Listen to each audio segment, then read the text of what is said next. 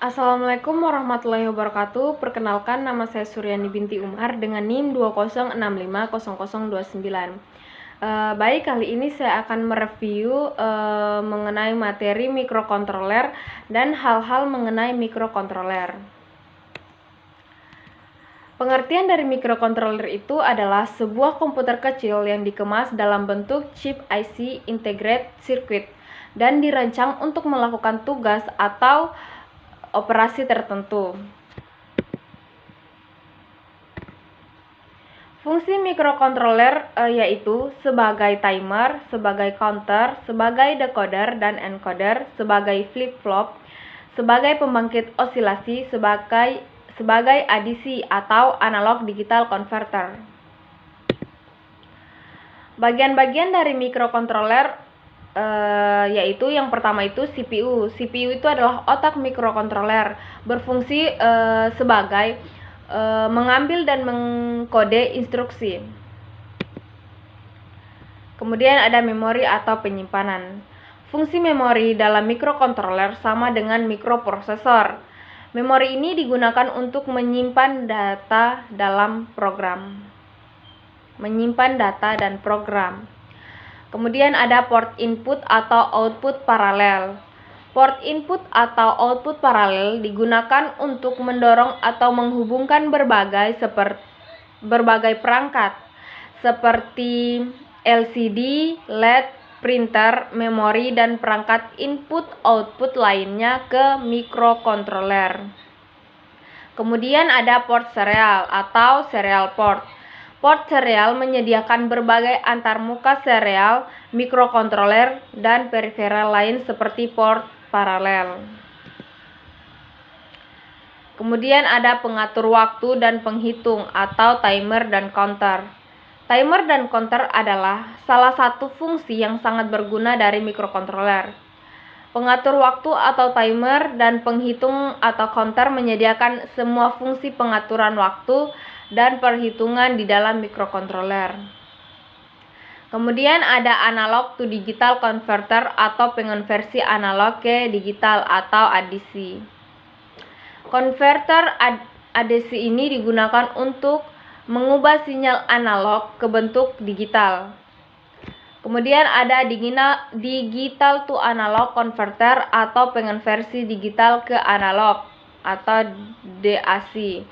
DAC melakukan operasi pembalikan konversi adisi. DAC mengubah sinyal digital menjadi format analog. Ini biasanya digunakan untuk mengendalikan perangkat analog seperti motor DC dan lain sebagainya. Kemudian ada kontrol instruksi atau instruct control. Kontrol instruksi dan instruksi kontrol digunakan untuk menyediakan instruksi atau penundaan untuk program kerja. Blok fungsi khusus atau special functioning block. Beberapa mikrokontroler hanya dapat digunakan untuk beberapa aplikasi khusus, misalnya sistem robotik. Pengontrol ini memiliki beberapa port tambahan untuk melakukan operasi khusus tersebut yang umumnya dinamakan dengan blok fungsi khusus. Kemudian di sini juga ada keunggulan dan kelemahan mikrokontroler. Keunggulan dari mikrokontroler itu sendiri bertindak sebagai mikrokomputer tanpa harus ada komponen digital tambahan lainnya.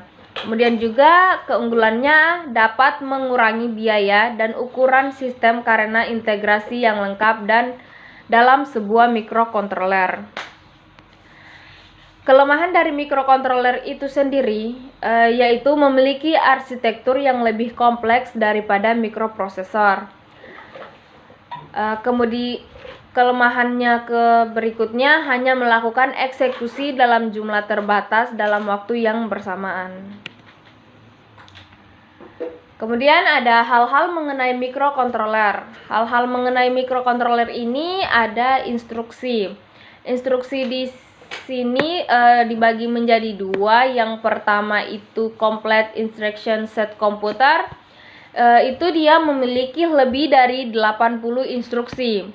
Adanya instruksi yang bekerja seperti sebuah makro sehingga memungkinkan untuk menggunakan sebuah instruksi menggantikan beberapa instruksi sederhana lainnya. Kemudian ada reduced instruction set komputer, menggunakan sejumlah instruksi yang lebih sedikit dibandingkan complete instruction set komputer. Keuntungan dari reduced instruction set komputer ini adalah kesederhanaan desain, chip yang lebih kecil, jumlah pin sedikit dan sangat sedikit mengkonsumsi daya. Kemudian ada instruksi. Instruksi merupakan metode yang efisien bagi mikrokontroler untuk memproses periferalnya.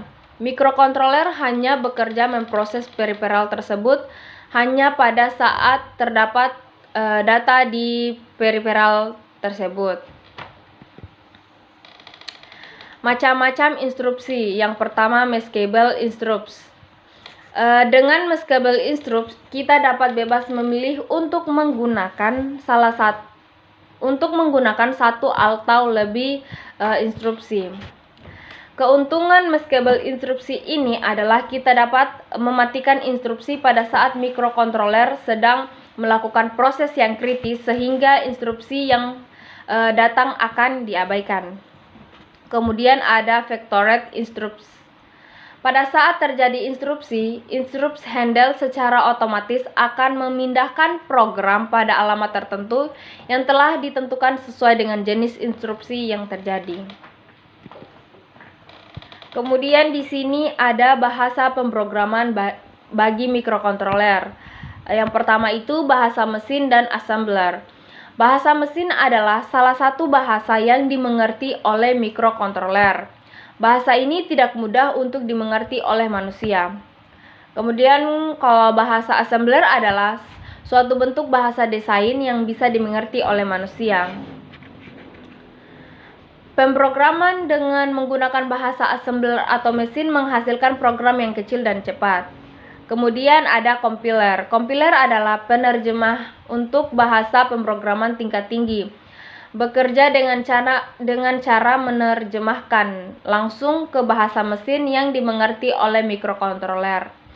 Salah satu compiler yang dipergunakan saat ini adalah C. Alat bantu pengembangan.